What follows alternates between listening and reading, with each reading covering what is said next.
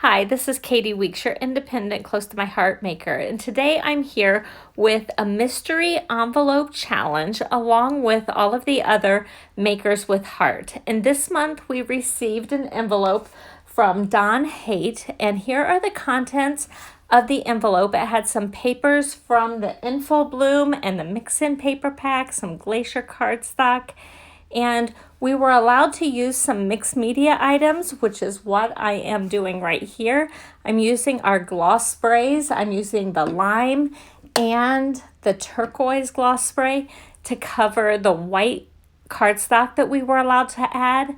We were also allowed to add black cardstock, and so you'll see that come into play in a little bit. So I just took out the spray nozzle and splattered all over these backgrounds, and I'm making a 2-page 6x8 spread for a scrapbook. And I need to set those aside and let those dry. Okay, next I clean up my area. You want to make sure you do that right away. And I used my all-purpose mat, and with a wet paper towel, it actually cleaned up very quick and very easily. So then there was some paper in there from the Mix-In paper pack, and I just wanted to grab 2 lines from this paper so that it was a 1/2 inch, just like the other zip strip that we were given. And I wanted to keep the words that said say yes to new adventure and then celebrate life XOXO. So what I did is I tried my black marker. I need to get a new one. So I came in with my pewter Spectrum Noir metallic marker, and I blocked off all of the words that I did not want to use. And then I came in with my clear shimmer brush and highlighted the words that I did want. So it was say yes to new adventure, celebrate life XOXO. And then I cleaned up my area again, and then I was ready to start with some of the other pieces. So I have my Glacier cardstock that was provided, and then my In Full Bloom papers, and you see some of the pictures I'm going to be using, and I also used photo mats just to kind of line things up. So what I decided was I want to kind of stagger these papers, but I needed to use it on both layouts. So I trimmed these down, and when you trim these down, nobody sees if it's a full sheet behind your paper or not, behind the other layers of paper. So I just decided to maximize the papers that were provided. So I have one for the left layout and one for the right. And then I did the same thing with this small mix-in paper, and it almost gives the effect in the final pictures that this was a 4x6 sheet of paper, and indeed it was just a small strip that I cut in half at an angle. Okay, so we were allowed to add black cardstock, so I added 6 1/4 by 4 1/4 pieces of black cardstock just to mat those beautiful In Full Bloom papers, and I wanted it to have just a little bit more black on my layout since I used that all white background. So I matted those up, and then I'm going to add the other layers behind it. And I'm just going to take this quick break to let you know that there are 7 of us that are uploading our mystery envelope challenge today. And I will have a playlist in the description below. And I would encourage you to see what all of the other makers have created. We had the exact same supplies and a few basic ground rules that Don had given us we could use. White daisy and black cardstock in addition to what was sent. We could add 2 other sheets of pattern paper or cardstock. I did not choose to do that. We could use stamp sets and thin cuts if we wanted to, or a stencil. Again, I didn't use any of those, but I did bring in the mixed media, the shimmer brushes, the gloss sprays, That I did add, and that was allowed in our rules.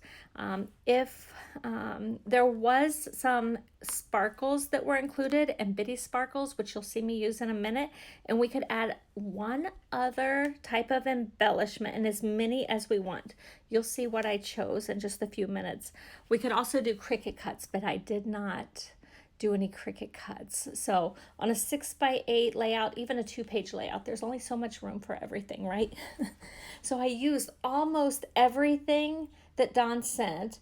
The only exception was that mix-in paper that had all of the words. I trimmed it down and only used a 1/2 inch of that, but having so much sent made it wonderful, because I was able to find the words that I was looking for to scrapbook the pictures that I had. Okay, so now I'm going to have to figure out how I want to use these layers on my pages. And the gloss spray has dried. So I'm going to bring these in, and we were given a zip strip, and I add that to the top left of my layout. And then the word strip that I have, I'm going to add to the bottom right. So I think that kind of balanced out the 2-page layout. The one thing that it also did was make it so that on one side the pictures were lower, on the other side they were higher. But I feel like it still worked, and you'll see how I played with that a little bit as we continue through this process. So last week, my daughter Waverly and her husband Sebastian took the girls, and they had a little photo shoot. It was so they could have some newborn pictures of Kinsley, but also some pictures for Avery around the time that she turned 2 years old. And they just did a little photo shoot, and I printed off some fun photos from that, and I thought the colors in their photos worked perfectly with the papers that Dawn had sent in our mystery envelope challenge. So thanks, Dawn. This worked out perfect for me. And now I will have some pictures scrapbooked for myself. So I'm excited about this layout. Okay, and now I will put down those layers where I have my 4x6 element, and then it's matted, and I have a couple layers sticking out behind it. And there's the left-hand page with the zip strip across the top. And then the right-hand page has that 1/2 inch word strip across the bottom. And I'm going to put this one a little bit higher so that it evens out what is on the right-hand page. So then the next dilemma I had was I had some portrait pictures and some landscape pictures, and I did all 3x4 photos. I feel like that's a great size for the 6x8 album, just because it gives you room to decorate the page. And so I did, I put the left one down and made that the portrait side, and the right one I did the landscape. And I did this because the portrait comes down lower, and the landscape, it also was partly because of the direction people were looking. So the picture on the left-hand page, I wanted my daughter looking in towards the middle of my layout, and the right-hand page, they're all looking forward. So it didn't make it hard to figure out which side to do this. Now you can see Kinsley here looking to the left, but that's the bottom picture because I'm going to put some flip-flops on top. And I'm trying to decide how to line up these pictures, and I used my T-ruler and decided to line up the top of the pictures, and then it didn't matter as much that the right hand elements for photos were actually higher. That decorative paper and the fanned out things behind it was a little bit higher than what was on the left-hand side.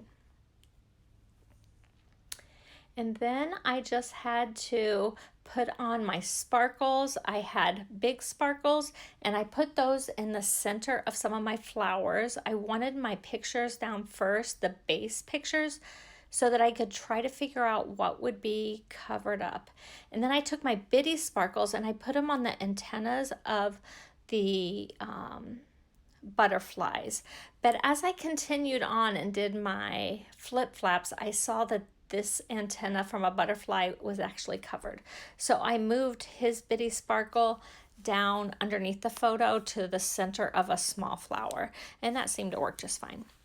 So if I put these in a protector, which I probably will, I will cut my protector so that my flip flaps come through.